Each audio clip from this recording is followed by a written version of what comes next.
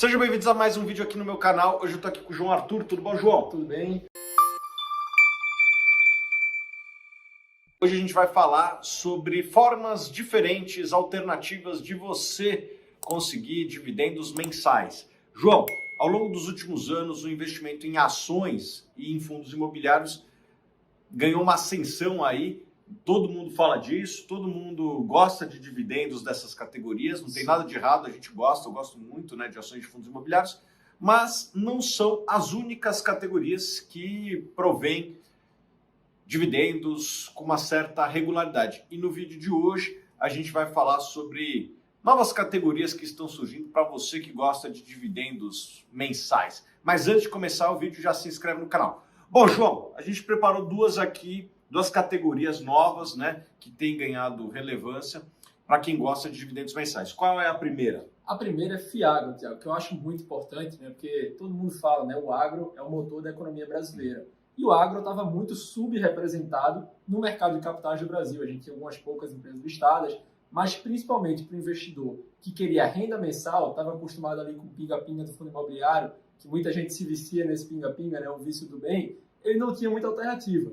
Com o FIAGRO, né, agora você tem a opção de estar exposto à cadeia do agronegócio, que é muito importante para a economia do Brasil, é um setor vitorioso aqui no Brasil, e agora você tem a opção de receber esse dividendo mensal. Então, o que é que você acha aí do FIAGRO? O que é que você tem a dizer aí sobre esse novo instrumento? Os FIAGROs eles estão começando no Brasil financiando principalmente através de dívida, né? O mais próximo seria os fundos de CRI para a indústria de fundo imobiliário, né? Então você não é dono da fazenda, mas você financia muitas vezes o agricultor que está operando aquela fazenda. O agro do Brasil, historicamente, tem margens altas, o agro do Brasil ele é competitivo, o que muitas vezes falta é capital. Então tem boas operações com bons spreads, né? E uma coisa que eu acho legal, João, né, é que muita gente aqui investe em fundos imobiliários e muitas ações de dividendos que são voltadas para a economia interna, né, como ações de bancos que pagam dividendos, ações de elétricas que pagam dividendos, os próprios fundos imobiliários, que servem sobretudo à economia local.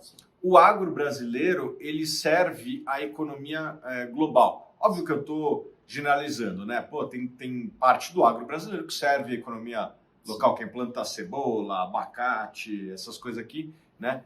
Beterraba, essas coisas ficam na economia local. Agora, soja, carnes, a gente já tem um percentual de economia global. Então, a gente se blinda, de certa forma, na hora que você está exposto ao agro, a boa parte daquilo que acontece na economia local. Então, é uma diversificação não só setorial, né? Você está saindo, geralmente, dos setores que pagam dividendo, como também até de moeda, porque boa parte do agro brasileiro ele é, entre aspas, dolarizado. Soja cotada em dólar, milho cotada em dólar, algodão cotado em dólar, né? As carnes, quando são exportadas, elas são dolarizadas também, né? Café é dólar, açúcar é dólar. Então, você está exposto a geografias diferentes quando você está financiando o agro. E de uma forma, né, dá para pensar que você está se expondo até, por exemplo, à ascensão da economia chinesa, que demanda muito das nossas exportações. Então, é uma maneira até diferente de você surfar o crescimento da economia global. E o agro, né, que é um setor que se destacou aí por ser muito intensivo em tecnologia. Infelizmente, a gente tem outros setores da nossa economia que ficaram um pouco para trás, né? A indústria, por exemplo, a gente tem algumas indústrias muito modernas, até algumas listadas em bolsa, mas na média a indústria ficou um pouco para trás nisso. O agro não. O agro é um setor com muito uso de capital, muito uso de tecnologia, e é um setor aí que eu acho que o investidor brasileiro tem que estar, de alguma forma, exposto. O dividendo mensal, melhor ainda. E na Suno nós temos aqui o Snag 11, né? Para quem não conhece, eu vou botar o link aqui para que você possa conhecer o FIAGRO da Suno.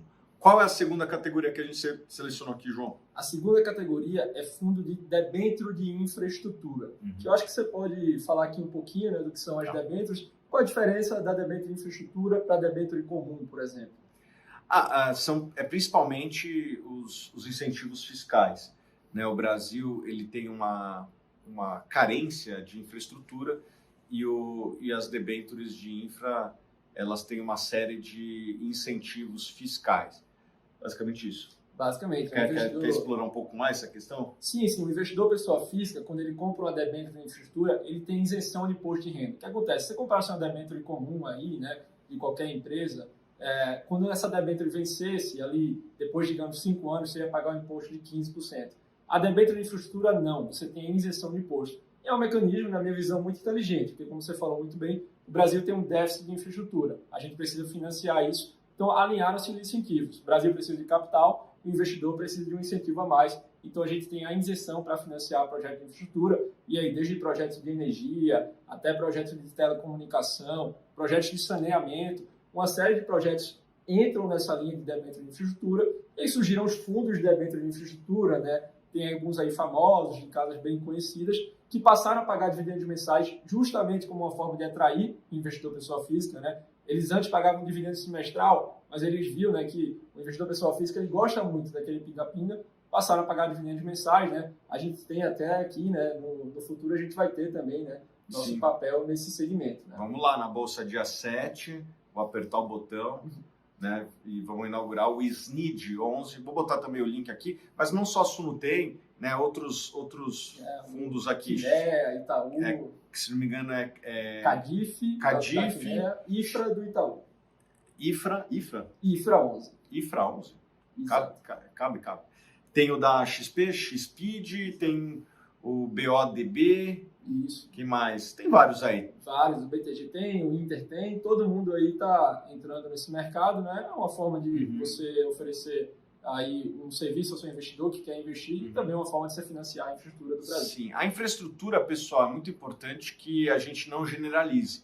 Cada um desses segmentos que o João falou tem dinâmicas próprias, né? Às vezes uma rodovia em São Paulo é um negócio de baixo risco, uma rodovia em outro estado menos populoso tem mais risco, né? Então é muito importante que a gente não generalize, né? Uma coisa é transporte, rodovia, outra coisa é ferrovia, outra coisa é porto, tem saneamento, tem linhas de transmissão que eu acho um dos negócios menos arriscados que tem. Então é muito importante que você entenda também aonde você está aplicando, né? A infraestrutura, ela percorre quase todos os ângulos da nossa vida aqui, né? Pô, é o metrô que a gente pega todo dia, é a luz elétrica que a gente consome, é o saneamento, né? Você vai tomar banho, pô, é a água que está indo lá para sua casa. Então, a infraestrutura, ela roda a nossa vida toda e os diversos projetos têm perfis de renda e risco diferente, que é importante que você leve em consideração.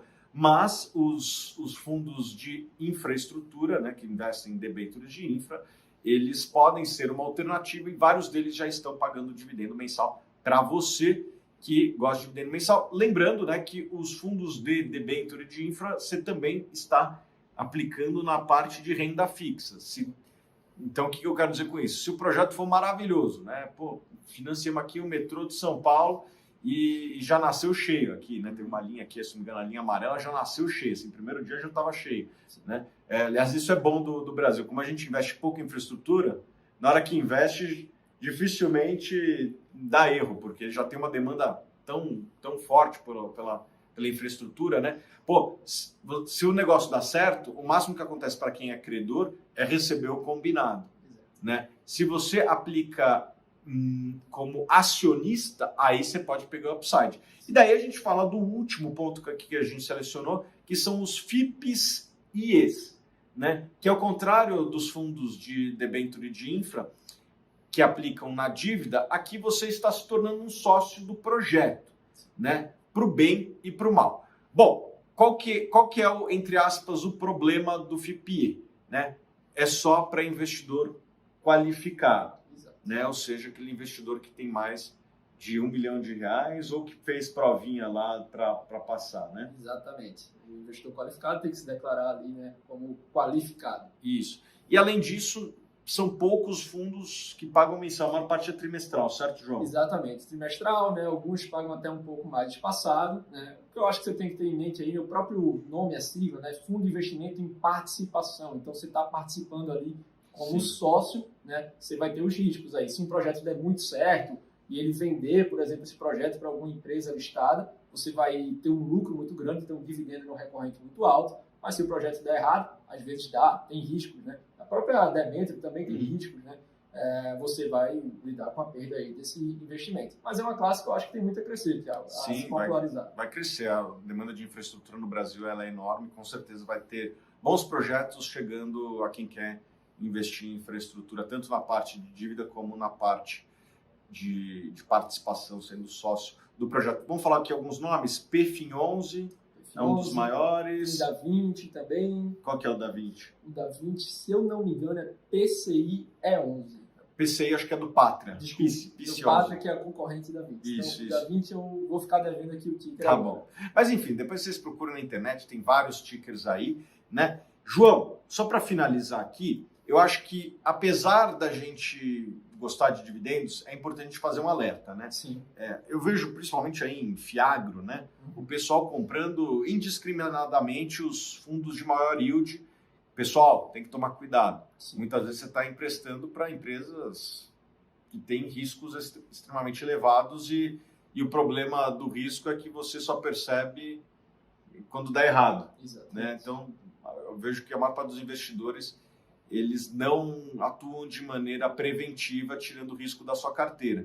Ele vai lá, compra um fundo olhando o yield alto e daí o credor deixa de pagar o credor, né? Aquele empréstimo vira pó e daí você fica sem receber os dividendos e o principal. Né? Então, tome muito cuidado. Nunca compre qualquer ativo, seja fundo de infraestrutura, fundo imobiliário, ação, nunca compre somente pelo yield. O yield é importante, é uma das coisas que você tem que analisar. Você tem que analisar os riscos, a liquidez, etc. Tá bom? Mas esse é um pedido que eu faço para vocês. E antes de terminar aqui, lembrando que a gente está distribuindo gratuitamente o curso do Felipe Tadevalt, né? Viva de Dividendos. Curso muito bom, eu recomendo. Vou botar aqui para vocês baixarem gratuitamente. Muito obrigado, João. Eu que agradeço, Tiagão. Sempre um prazer. E, João, rapidinho, antes de terminar aqui, você trabalha na Suno Wealth. Fala aí rapidamente o que você faz. Exatamente. A Wealth toca o patrimônio aqui dos clientes de alta renda da Suno. Então, a partir de R$1 milhão a gente aceita aqui com o cliente da Suno Wealth. Toca a carteira do cliente, faz a gestão do investimento e toca também toda a área de planejamento financeiro aqui do cliente. Beleza. E eu quero saber, você já investe em alguma dessas categorias? Bota no comentário até aqui abaixo. Tchau, tchau. Tchau, tchau.